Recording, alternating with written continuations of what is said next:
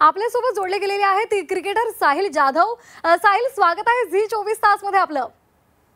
Thank you. Sahil, तू स्वतः cricketer आहे। मी जरा एका मुद्द्याला हात घालते, तो म्हणजे आता पावसाचा सावट आहे, पाऊस पडलेला आहे, खेळपट्टी ओली झालेली आहे, म्हणजे पिच ओला झालेला आहे। आता ही जी परिस्थिती आहे ती कुणासाठी आव्हानात्मक ठरणार आहे आणि कुणासाठी फायदेशीर ठरणार आहे? म्हणजे गोलंदाज की फलंदाज, कुणासाठी फायदेशीर ठरणार आहे? मला तरी वाटतं की बॉलरसाठी फायदेशीर ठरणार आहे, कारण पाऊस पडला तर विकेट बॉलरसाठी खूप हेल्पफुल असेल।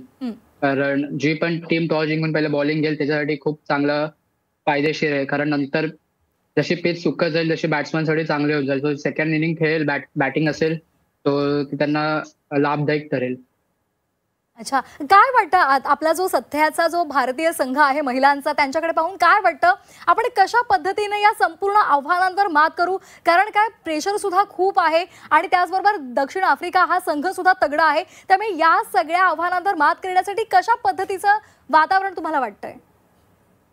नाही, आपली टीम तर खूपच स्ट्रॉंग आहे, कारण आपल्या टीम मध्ये फायटिंग स्पिरिट खूप चांगली आहे। तो त्याच्यामुळे आपलं टीम बॉन्डिंग पण खूप चांगलं झालं आणि ते साऊथ आफ्रिकेचं तर एक 2 वर्षांमध्ये चांगलीच करत आली आहे। तो मी म्हणजे असं माझं म्हणणं आहे की किंवा ओपिनियन म्हणू शकतो आपण की आपण एक युनिट म्हणून खेळू ना, तर एक आपण चांगलं करत आलोय। जसं लास्ट सेमीफायनलला खेळत आलोय आपण, एक युनिट म्हणून खेळलं तर आपण कुठल्याही टीमला हरवू शकतो आणि फायनल पण जिंकू शकतो।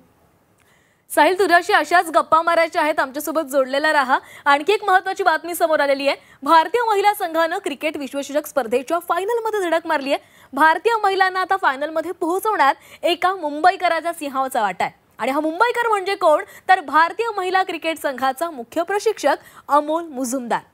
त्यांनी दिलेले क्रिकेटचे धडे आणि कानमंत्र यामुळे वुमन इन ब्लूने या स्पर्धेमध्ये चमकदार कामगिरी केली आहे। अमोल मुजुमदार हे मुंबईचे माजी रणजीपटू। त्यांच्या सुरुवातीच्या कारकिर्दीमध्ये त्यांना पुढचा तेंडुलकर असं म्हटलं जायचं। 2 दशकांहून अधिक काळ त्यांनी प्रथम श्रेणी क्रिकेटमध्ये 11,000हून अधिक धावा केल्यात। रणजी क्रिकेटमध्ये खोऱ्यानं धावा घेतल्यानंतरही अमोल मुजुमदार यांना भारतीय क्रिकेट संघात खेळण्याची संधी कधीच मिळाली नाही। देशांतर्गत क्रिकेटमधून निवृत्ती घेतल्यानंतर अमोल मुजुमदार यांनी प्रशिक्षण म्हणून नवी इनिंग सुरू केली। विक्रमी फलंदाज ते प्रशिक्षक हा अमोल मुजुमदार यांचा प्रवास भारतीय क्रिकेट प्रति असलेलं समर्पण अधोरेखित करतो। त्यांच्या नेतृत्वाखाली भारतीय महिला क्रिकेट संघ ऐतिहासिक विजय मिळवत नसून क्रिकेटपटूंच्या पुढच्या पिढीसाठी उज्ज्वल भविष्य घडवतात। आता हरमनप्रीत कौर विश्वचषक जिंकणं हे अमोल मुजुमदार यांच्यासाठी नक्कीच मोठं गिफ्ट ठरेल। अगदी प्राची, नक्कीच त्यांचा सिंहाचा वाटा आहे या संपूर्ण टीमला घडवण्यामध्ये, त्यांना प्रशिक्षित करण्यामध्ये।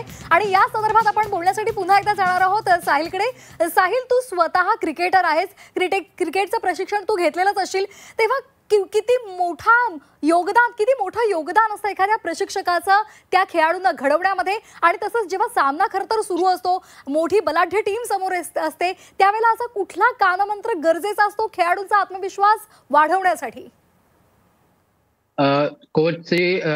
जो कोच असतो टीमचा रोल खूप मोठा असतो। पूर्ण म्हणजे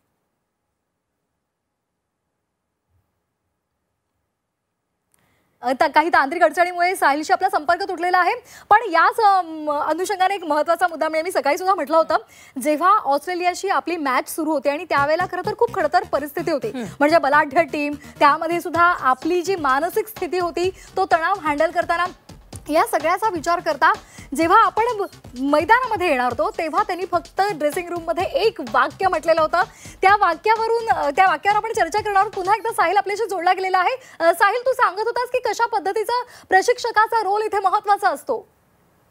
हो, बरोबर आहे, कारण हेड कोच असा एक रोल पुढे घेऊन जातो की त्याला सगळं माहिती असतं, कारण एक कोच स्वतः खूप खेळलेला असतो क्रिकेट। तसे अमोल मुजुमदार सर खूप मोठे क्रिकेट खेळत मुंबईसाठी वगैरे, आणि इतका एक्सपिरियन्स आहे अशा मोठ्या स्टेजेसला, तर ते एक हेल्पफुल राहतील आपल्या इंडियन टीमसाठी। आणि ते पायामधून हेल्पफुल आले, त्यांचे इनपुट्स खूप इम्पॉर्टंट आहेत टीमसाठी, आणि त्याचा तो एक्सपिरियन्स आहे तो खूप वास्ट आहे, कारण त्यांचा जो करिअर आहे त्याचा प्लेअर पण त्यांनी खूप रन्स केले मुंबईसाठी वगैरे, तो ते एक खूप मोठा रोल प्ले करतील आणि ते करत आलेत अजूनपर्यंत।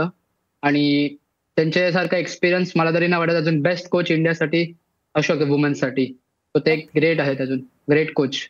अच्छा साहिल, तुझं स्वतः कधी त्यांच्याशी बोलणं वगैरे झालंय का? त्यावेळेच्या काही आठवणी आहेत का? एकदम म्हणजे मी लहान होतो तेव्हा मला त्यांच्याशी एकदा भेट झालेली. इतकं इंटरॅक्शन नव्हतं झालं, पण तेव्हा ते एक वाक्य बोललेले की जेव्हा पण खेळाल कुठल्या पण टीमसाठी त्या लोगोसाठी खेळा आणि जिंकायला खेळा, नो मॅटर द रिझल्ट काय येईल, पण ते एक गोल ठेवा की जिंकायचंच आहे. तर मला वाटतं ह्या टीम मध्ये तसंच सांगितलंय त्यांनी की काही झालं तरी आपलं जिंकायचं लास्ट बॉल पर्यंत, आणि ते दिसत आलं. ते लास्ट मॅच मध्ये पण कळालं की किती त्यांना इम्पॉर्टंट होते या मॅचेस.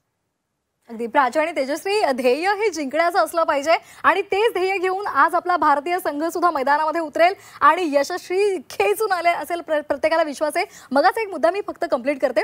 ऑस्ट्रेलिया संघाशी आता आपली गाठ होती. 338 धावांचं तगडं आव्हान होतं आणि तो पाठलाग करण्याच्या पूर्वी ड्रेसिंग रूम मध्ये त्यांनी एक सेंटेन्स वापरलं होतं, ते म्हणजे आपल्याला फक्त ऑस्ट्रेलियापेक्षा 1 धाव अधिक करायचे आणि बास. या एका वाक्यामुळे आपल्या सर्व महिला खेळाडूंचा आत्मविश्वास वाढला आणि त्यांनी नंतरची कामगिरी केली ती संपूर्ण जगानं पाहिली आहे. नाही खरे, कारण श्वेता बूस्ट हवा असतो एक, आणि हाच बूस्ट त्यांच्या कोचनं त्यांना दिला आणि त्यामुळेच आपण ऑस्ट्रेलिया विरुद्ध भारतीय संघ काय खेळलाय हे सगळ्यांनी पाहिलंय. सो आता पुढे जाऊयात आपण. थोडंफार सगळ्यात महत्त्वाचा मुद्दा म्हणजे हा तिकीटचा मुद्दा आहे. सामना बघायला येणारे प्रेक्षक फार महत्त्वाचे असतात, कारण ते ऑडियन्समध्ये बसून त्या स्टेडियममध्ये बसून संघाला चरअप करत असतात आणि ते सगळं जे आहे ती एनर्जी आपल्या संघासाठी फार महत्त्वाची ठरते. सो मला तुम्हा दोघींना एक खूप महत्त्वाचा मुद्दा सांगायचा आहे की या आधी जेव्हा आपल्या महिला संघाच्या मॅचेस होत होत्या तेव्हा अनेकदा स्टेडियम खाली असलेले, रिकामे असलेले बघितले. तेजश्री थोडंसं थांबू दे.